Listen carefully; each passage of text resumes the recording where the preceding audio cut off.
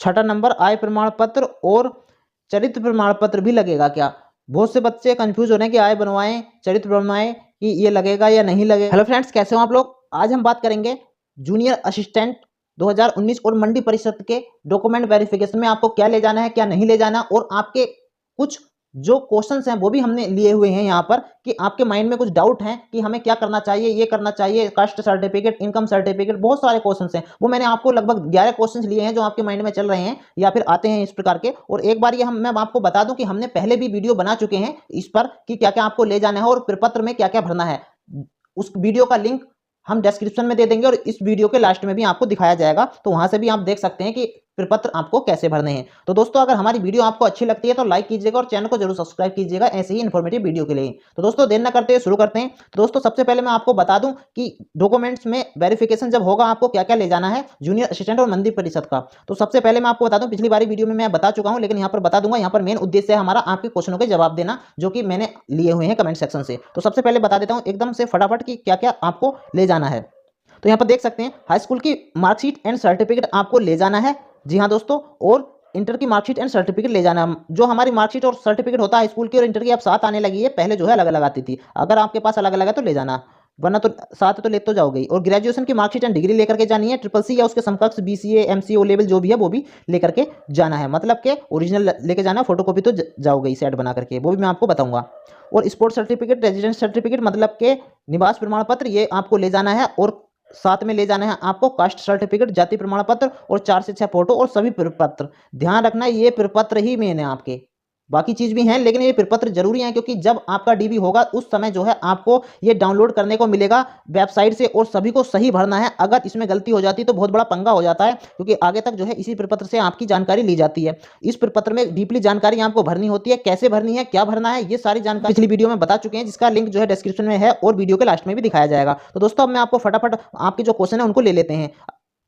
तो दोस्तों, आ चुके हैं हम आपके प्रश्नों पर जो आपने पूछे थे, और अगर इससे अलग भी आपके कुछ क्वेश्चंस होते हैं तो कमेंट सेक्शन में बताइएगा क्योंकि हम हर कमेंट का, हर जेन्युइन कमेंट का जवाब जरूर देते हैं हर प्रकार से। तो दोस्तों, हम शुरू करते हैं क्वेश्चन। जैसे कैंडिडेट के जो माता पिता हैं या फिर खुद कैंडिडेट का नाम गलत हो हाई स्कूल में, इंटर में या ग्रेजुएशन में, ये बंदे पूछते हैं कि ये क्या करें, गलत है, इसको सही करवाएं या नहीं करवाएं, ऐसे चल जाएगा नहीं चल जाएगा। तो मैं आपको बता दूंगा, अगर हाई स्कूल में आपका नाम कुछ गलत है तो आपको जरूरी है करवाना सही। और अगर जैसे इंटर और ग्रेजुएशन में है तो 1% उसके चांस होते हैं कि वो चल जाएगा क्योंकि हाई स्कूल से ही आपका डाटा मिलाया जाता है। बाकी जो इंटर और ग्रेजुएशन है उसमें जो है आपके केवल नंबर दिए जाएंगे उनके, लेकिन इतना नहीं कि नाम बिल्कुल ही अलग हो तुम्हारा, थोड़ी बहुत गलत होगी, स्पेलिंग मिस्टेक तो चल जाएगा, कोई दिक्कत नहीं है। लेकिन फिर भी अगर किसी का हाई स्कूल में गलत है या किसी और में अगर आप चाहते हैं तो एक एफिडेविट बनवा लेना तहसील से और उसको ले जाना है और डॉक्यूमेंट के समय उसको जमा कर देना। अब दूसरा ले लेते हैं क्वेश्चन नंबर, जाति प्रमाण पत्र और निवास प्रमाण पत्र कितना साल पुराना चलेगा, कितने, मतलब हमारा कोई कह रहा है कि हमारा 16 का है, 14 का है, 2000, ठीक है, कोई 18 का कि चलेगा या नहीं चलेगा। तो सबसे मैं पहले बता दूं 2010, जी हाँ दोस्तों 2010 के बाद का जिसका भी है उसका चल जाएगा। अगर 2010 का भी है तो भी कोई दिक्कत नहीं है, 10 के बाद के सभी चलेंगे, चाहे वो जाति हो चाहे निवास प्रमाण पत्र हो, आपको कोई भी टेंशन नहीं ले जानी अपने साथ में। अब बात कर लेते हैं नंबर 3 पे, ग्रेजुएशन की डिग्री। तो दोस्तों, ग्रेजुएशन की डिग्री अनिवार्य रूप से लेकर के जानी है क्योंकि अगर आप ये नहीं ले जाएंगे तो ग्रेजुएशन आपका नहीं लगेगा, इसके नंबर आपको नहीं मिलेंगे।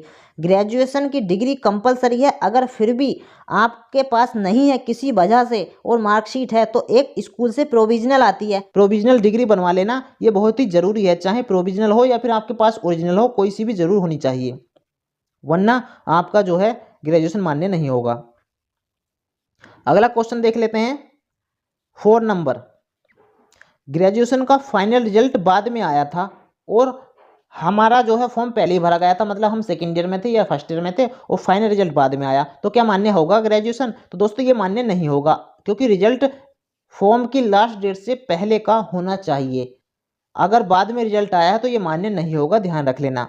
अगला देख लेते हैं, स्पोर्ट्स सर्टिफिकेट फॉर्म भरते समय यस नहीं किया था और अब हमारे पास है, और वो बताएंगे बच्चे कि हमारा जो है ये स्पोर्ट्स सर्टिफिकेट पुराना ही है, अब का नहीं है, बना हुआ फॉर्म के समय का है या फॉर्म से पहले का है, लेकिन यस नहीं किया था। तो अब हम क्या करें। तो मैं सबसे आपको बताना चाहूँगा, जब आपके पास पहले से ही था तो आपने यस क्यों नहीं किया, क्योंकि आपके पास ये नहीं था तभी तो आपने यस नहीं किया, लेकिन फिर भी चलो कोई दिक्कत नहीं है। अगर कुछ बच्चे कहते हैं कि हाँ जी हमारे पास है पहले का, ये पुराना ही है, तो क्या ये मान्य होगा? तो ये सबसे पहले मैं आपको बता दूं, ये मान्य नहीं होगा। अगर आपने यस नहीं किया है, यस कर दिया है तो ये मान्य हो जाएगा।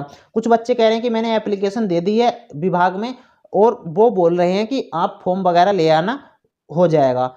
आपको ऐसा बोला है विभाग वालों ने, वहाँ पर गए हो आप, एप्लीकेशन लगाई है कि मेरा पहला यस नहीं किया है, तो हो सकता है आपका एक्सेप्ट कर लिया जाए, लेकिन बिना एप्लीकेशन के या बिना किसी डायरेक्ट आप लेकर के ले जाएंगे तो ऐसे एक्सेप्ट नहीं होगा, ये पक्की बात है। अगला क्वेश्चन लेते हैं, छठा नंबर, आय प्रमाण पत्र और चरित्र प्रमाण पत्र भी लगेगा क्या? बहुत से बच्चे कंफ्यूज हो रहे हैं कि आय बनवाएं, चरित्र बनवाएं, कि ये लगेगा या नहीं लगेगा, क्योंकि जो है ये बनते रहते हैं, स्कूल से बनाने पड़ते हैं या फिर आय प्रमाण पत्र बनवाना पड़ेगा, ये सारी टेंशनें होती हैं। तो दोस्तों इसमें टेंशन कुछ मत लीजिएगा, ना तो आय प्रमाण पत्र लगेगा, ना ही चरित्र प्रमाण पत्र लगेगा, इसमें से कुछ भी नहीं लगेगा।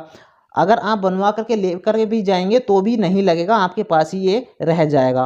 और दूसरा आ जाता, आधार कार्ड और पैन कार्ड जरूरी है क्या? तो दोस्तों वहाँ पर ना तो आधार कार्ड की फोटोकॉपी लगेगी और ना ही पैन कार्ड की फोटोकॉपी लगेगी, लेकिन आप चाहें तो आधार कार्ड लेकर के जा सकते हैं, क्योंकि आईडी प्रूफ है, इसको तो एक आध आईडी प्रूफ आपके पास होना चाहिए, लेकिन वहाँ पर जरूरी नहीं है। अब नंबर 8 है, ट्रिपल सी का रिजल्ट आ गया था पर सर्टिफिकेट बाद में आया। कुछ बंदों का ट्रिपल सी का रिजल्ट आ गया था फॉर्म भर, जब वो भर रहे थे या फिर फॉर्म की लास्ट डेट से पहले पहले, और सर्टिफिकेट उनके बाद में आया जब उन्होंने फॉर्म वगैरह भर दिया था, सारी चीज़ें हो गई थी। तो दोस्तों अगर आपका ट्रिपल सी का रिजल्ट जो है पहले आ चुका है फॉर्म की लास्ट डेट से और सर्टिफिकेट बाद में आया तो ये मान्य हो जाएगा, इसमें कोई भी टेंशन वाली ऐसी बात नहीं है, ये आपका चल जाएगा ट्रिपल सी का, अगर रिजल्ट पहले आ गया था और सर्टिफिकेट बाद में आया है तो ऐसे बच्चों को कोई भी टेंशन नहीं लेनी। अब अगला क्वेश्चन ले लेते हैं, 9वां नंबर, कि दूसरी जॉब कर रहे हैं हम, मतलब किसी दूसरी गवर्नमेंट जॉब में है कि एनओसी लगेगा या नहीं लगेगा, या क्या मतलब हमें करना है? तो दोस्तों मैं आपको बता दूं कि अगर आप कोई भी दूसरी जॉब कर रहे हैं तो आपको एनओसी तो लगाना ही पड़ेगा। डॉक्यूमेंट के समय लगा देंगे तो ज़्यादा बेहतर रहेगा, और साथ ही ये केवल गवर्नमेंट जॉब के लिए ही है। अगर आप कोई प्राइवेट जॉब कर रहे हैं तो उससे कोई मतलब नहीं है, गवर्नमेंट जॉब कर रहे हैं तो एनओसी आप लगा सकते हैं।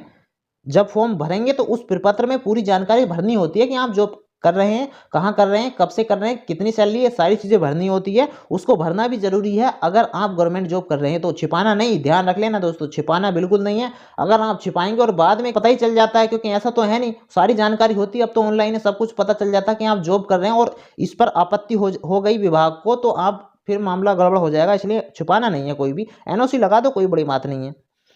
दूसरा है 10 नंबर। अब कुछ बच्चे कह रहे हैं कि मेरे इतने नंबर हैं, मतलब अपने नंबर बता रहे हैं, कोई 64 बता रहा, कोई 65 बता रहा कि इतने नंबर हैं और क्या मेरा कोई चांस है, क्या मेरा सिलेक्शन हो जाएगा? तो दोस्तों सबसे पहली बात, ये डॉक्यूमेंट वेरिफिकेशन है जो कि सभी का होगा जिन्होंने टाइपिंग पास की है, तो इसकी तो टेंशन छोड़ दीजिए कि मेरा होगा कि नहीं, डॉक्यूमेंट वेरिफिकेशन तो कराइए दोस्तों, चाहे आपके 65 हो, 64 हो, 66 हो, जितने भी हों, आप डॉक्यूमेंट वेरिफिकेशन कराइए निश्चिंत होकर के।